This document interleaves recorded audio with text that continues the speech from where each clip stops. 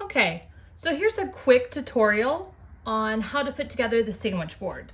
First thing you'll notice is you've got that plain piece, all one piece, which is that big board that's blank. You also have your 4 smaller ones. Now they're long and short. Your longer ones are gonna go straight down each of the sides, and those shorter ones are gonna go right in the middle area, and you're just gonna match them up. You can kind of see on the back what I mean. I've got them all put together, right? And we just go straight to those edges and you'll just glue down. So what I did for it is I did one of the long ones first and then placed my shorter ones and then put my other long one in there for these. Same thing with my bigger board. Now I painted these first. The one in the back, I only painted the back side of it. I'll probably go back later and paint this side too. I just did a rough paint on this one, but same thing. I put this long one in first, then I set my 2 shorter ones, then I set my longer one on that one big blank board. Now for the back side of these, and I'll show you both of them, because we've got the bigger one, the large, and the medium here. Both of these are set pretty close in terms of where I place them. So I just grabbed a tape measure on both of these. I went right in here and I did roughly 7 inches from the bottom up is where I knew I wanted to place these. So about 7 inches on the bigger board. And then I was a little off on this one, so close to 7 though.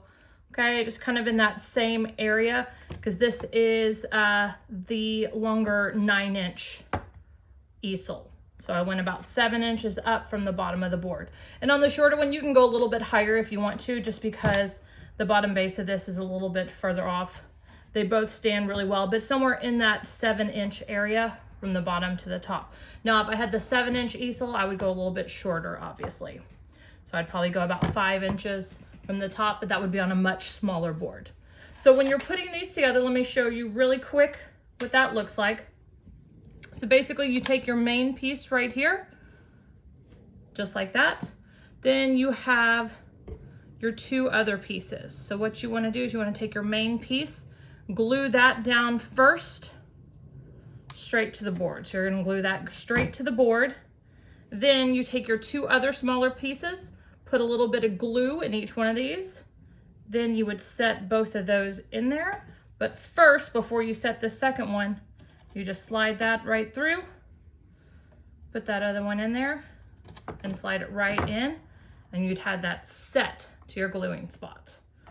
So you just set it right there. You could also, let me take these out really quick. You could also have that set first, put the 2 dots of glue in there, and then set both of those in there at the same time and make them sit. And you could do it that way. Again, you can use like an E6000 if you want to.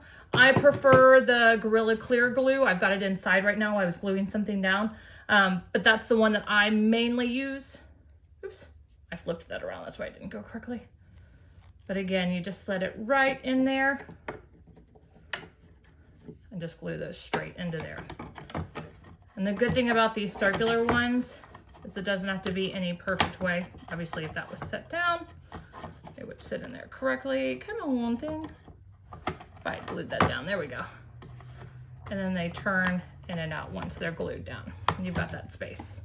And that's it for these. They're pretty simple and easy to put together. I know it looks like a lot when you first get it there, but these are a pretty simple set to put together.